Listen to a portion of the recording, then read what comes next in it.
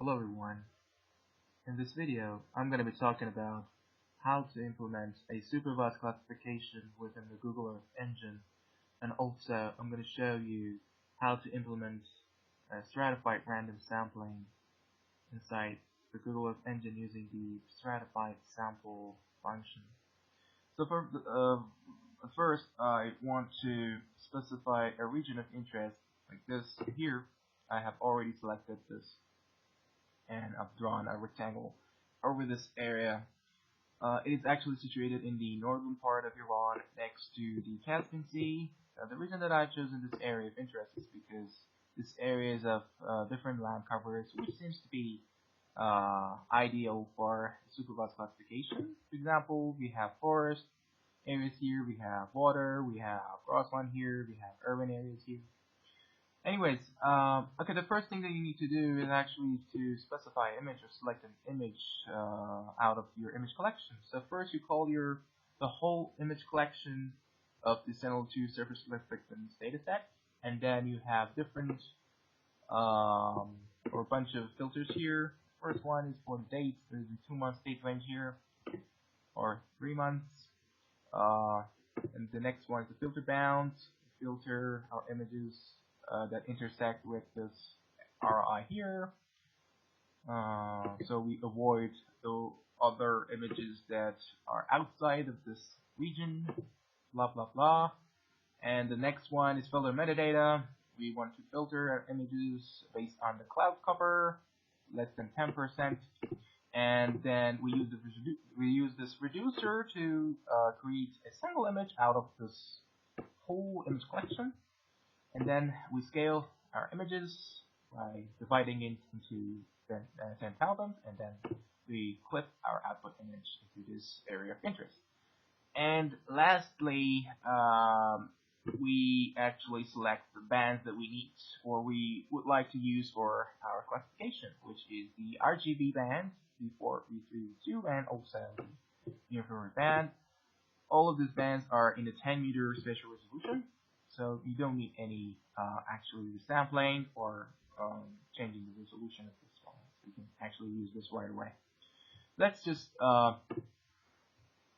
visualize this image to see what happens. So at first, this is a black image. This is not what we want. This image needs to be stretched. We use the sphere icon here. And then we actually first we need to reorder the band. We want an RGB composite here. Band 432 represents the RGB. Here you go, and there are different levels of stretching. I just want to go ahead and select this 90 percent. So let's see. This is our output image, as you can see. So the next step is to actually draw some polygons over the classes that you want to classify. For this purpose, I have selected 4 classes to classify in this region. First is water. These are the polygons that I have drawn over the water area and urban area. You can see, let me zoom in a little. You can see these are urban areas. These are all urban areas. 3 polygons. Zoom in a little, okay. And the grassland, you can see these are grassland, and finally our forest class here. And let's notice that this polygons are feature collections. They are not polygons like this region of interest that we have here. So for changing your geometry into feature collection is very easy. Let me just add another layer here. So geometry. So first, if you just go to the setting, you see this is just this geometry. You don't want a geometry because for the supervised classification or for the sample extraction, you need a feature collection. So first, you need to change it into a feature collection. And another step is to actually, you need to specify a class name for this, or a class label for this polygons, for these collection of polygons. For example, land cover, you can choose whatever, but this value is very important. The class value is very important. It's going to be used for your classification. Your classifier needs this value to know that the point is representing this class. So, okay, so with this steps, you can change your geometry into a feature collection, so you can be using a supervised classification. There you go. I'm not gonna prove the change. I actually want to delete this one. You don't need this. Okay, there you go. Now we have our image. So far, so good. And the next step is actually you want to actually merge the different feature collection into a single variable. Here, merge feature collection or merge FC using the merge. And the next step is actually the stratified random sampling. Okay, this is a supervised classification. We need some training points. But what points? You can actually select unlimited or not unlimited, many points inside this polygon. You can actually go ahead and use this teardrop icon here and just turn on your layer and start just selecting different points here, like this, whatever. It's actually for the ROI, but my point is that you can do this manually if you want to have a random collection of training points, or you can use the stratified sample function, which is a built-in function in the Earth engine. But the problem is that the input of this feature collection this stratified sample is an image, but now we have a feature collection.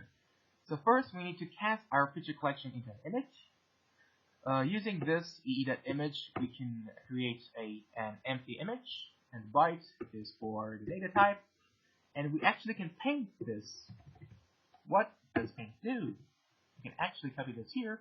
So the first parameter or argument for the paint function is a feature collection. So now we have a feature collection. We already have it here.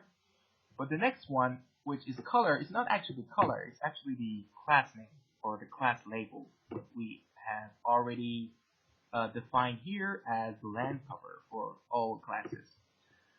And this will result in a single band image. And then we rename the band to the land cover. Let's go to the stratified sampling. Okay, so now we have our image, and we can see different arguments here. I think these are the most important arguments that we can specify for this function. The first one is the number of points that you want to generate in total. It means that you want to generate 10,000 points in total, and then you want to distribute this 10,000 points among the polygons corresponding to classes. So the next one is the class band. This is actually again is the class label, and the region that we want to work in is the region of interest that we have already specified. The scale is 10. But these are also two important values. So the class values is actually these values that we have already specified. The class values are 1, 2, 3, and 4. So you make a list of this, and the next one is actually for specifying how many points would you like to generate inside the polygon of the different classes of these 4 classes. And you should be careful about the order. So this first one is for the class value 1, which is water. The second one is for, let me see real quick, the urban. The number 3 is for the grassland, and number 4 for the forest. By default, or not default, for the first try, I just want to generate 100 points within the polygon of each class separately. So in this case, we should have 400 points. Let's just print this to see what happens. Okay, so we should have 100 points. 100 points for the class 1 for water within the polygons, 100 for the class 2, 100 for class 3, and etc. And there we go. As you can see, in the console, there's a new thing printed out, which represents the number of the points, or which are now in the feature collection. As you can see, if you just open up the feature here, as you can see, all of these features are points, and they all have a property, and this property is the land cover and the value of the land cover, which is going to be used for the classification.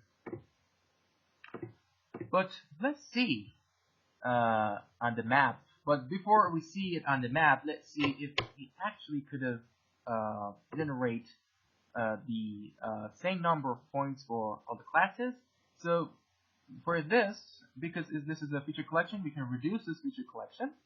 This with a reduce column. Reduce column takes two arguments. The first one is the reducer. We can reduce the frequency histogram to actually get the number or the frequency of different land covers. And the second one is actually the class value again. Sorry, the class label again. It's the land cover, and it should be in the list form. And then we get the histogram, which is the output of this, and we have this. So again, we have this four class values: 1, 2, 3, 4. Water, I keep forgetting. Water, urban, grassland, and forest. And as you can see, same number of points have been generated for these classes, respectively. But let's see if I change it, what happens. For example, let's go 500. Let's go with 500 for water. And as you can see here, now, as the reducer results, we have 500 points for the class 1. And the other still have 100 points. We can actually go ahead and change this different we can actually change these values here, and it results of changing the number of points that will be generated inside each of this class values. The thing that you should always consider is the order. You can see, if I just change this order here, if I just write the 2 in first, let's see what happens. So the order now is 2, 1, 3, 4. Let's see. Sorry, syntax error. Yeah. There you go. Oh, I saved it. Doesn't matter. Okay, let's see. The 2 now is for the grassland. As you can see, even though the 500 is at first, but the first value here is 2. So the 500 is going to be the 500 points is going to be generated for the class value 2, which is the effect. So really consider and be careful of this, the order of this values here. Okay, I'm gonna just turn it to 2. There you go. But let's just go with go with the same number and then visualize, and after that I will again change the number of points to see how the result will change. Okay, I'm going to actually uncomment this one to see our generated points here. Okay, let's turn up this layer. There you go. There you go. As you can see here, now we have some random points that have been generated within the polygons of our classes, and they have been generated individually. It means that you have 100 random points within each of these polygons. For example, if you have enough time to count these numbers differently, we can actually go ahead and actually decrease this number. Yep, you can do this. So, as you can see here, okay, wait, and there you go. There you go. So now you only have 10 points for the class 1. Class 1 was water here.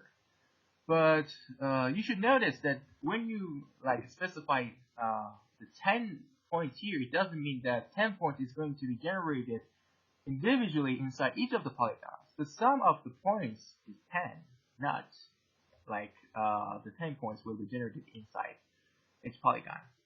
So this is the stratified random sampling, but it can actually increase this to see, for example, 30. And you will see the number of the points that is generated are generated inside this polygon definitely change. Let's see. There you go. Now there are 30 points inside this polygon. You can do the same with this, and this just gives you a great control over the points that you would like to generate for different classes.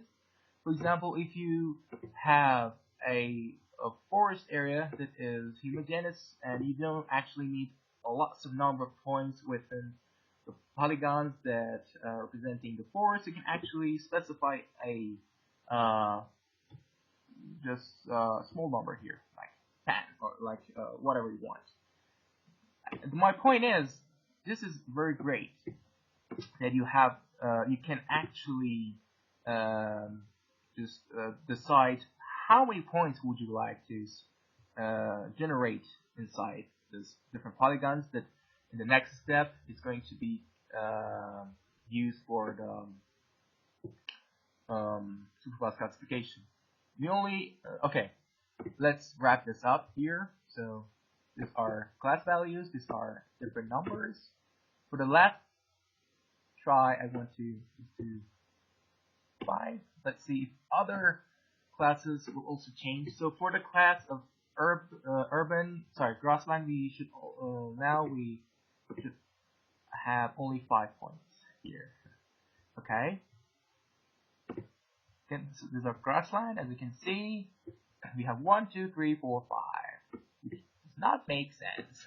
Okay, it works fine and great. So, alright, I'm too excited. Oh my god. So, this is very important. Like I said at the beginning of the video, in some machine learning classifiers, it is very important to actually increase the randomness of the training points so they can represent your classes in a better way. Anyways, let's wrap this up. This is how you generate different number of points within different polygons corresponding to classes. Let me just close this layer here. And the next step is actually to extract the pixel values of these points. So we use the sample region here. Now we want to extract the pixel values of the Sentinel-2 image that we have already specified here. And this function also takes a few arguments. This tile is not needed because our area is kind of small. The collection is the stratified sample like we have now here, and it's containing the let's just change this real quick. 100. I'm going to again specify the exact number of points for classes. 100 points. I think it's enough. And the property is the land cover, because the property is the land cover. You can see the property is the land cover here. and it should be in the list form, and then the geometry is true, and you can actually just, no, let's do it. Okay, the scale is 10. You can actually change the scale based on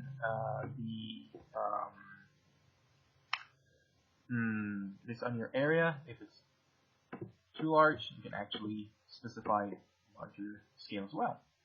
Okay. I don't actually need to map it, but I can print it out. So when you print this out, okay, let me just okay, print this and this. So there you go. When you print this out, the output of this function is also another feature collection, but this time our properties are not only the land cover. Now we have 5 properties.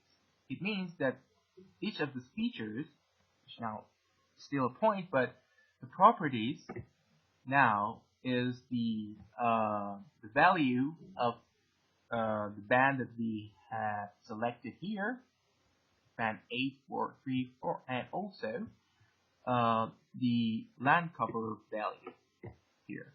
So now this can be used as an input for a classifier. Anyways, so the next step is to actually train our classifier. Like I said at the beginning, I don't remember if I said, okay, we are going to use it in the random forest classifier.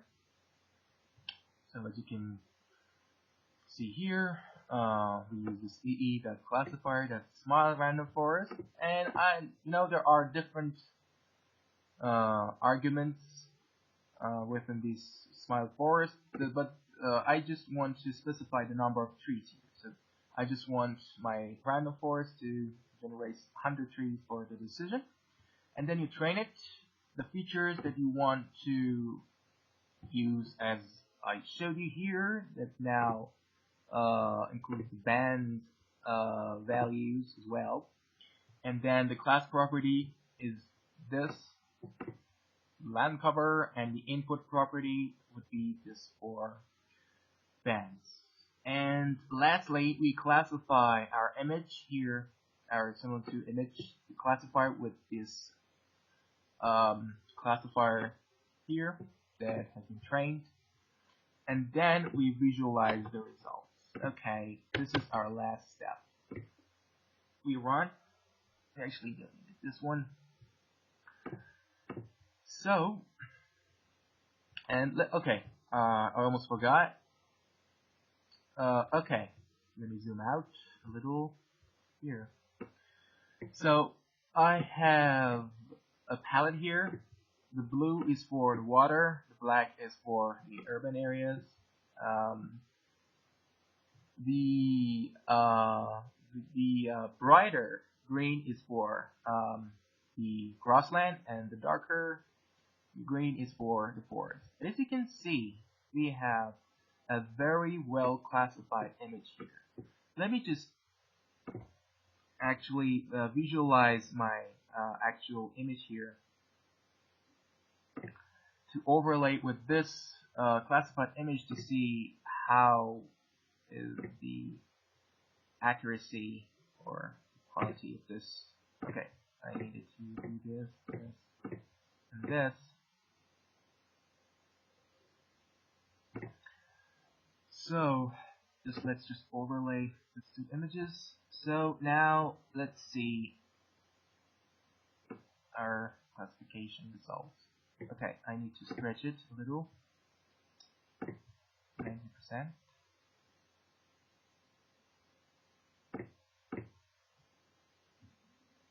And let's see.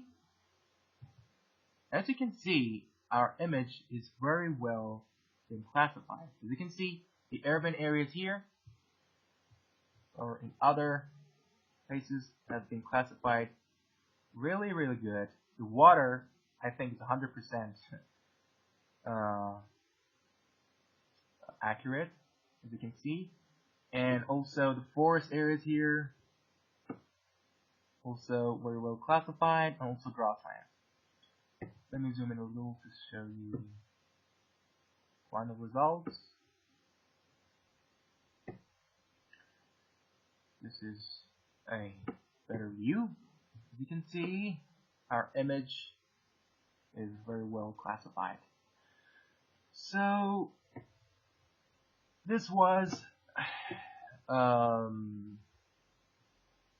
my tutorial over how to use stratified random sampling to generate some random points within your polygons, and how to implement a supervised classification within Google Earth Engine. I hope this video has been helpful for you. If you like the video, please subscribe and also like the video. And if you had any questions, you can comment below and I will see your question and let's see what happens. So until the next time, goodbye and thanks for your attention.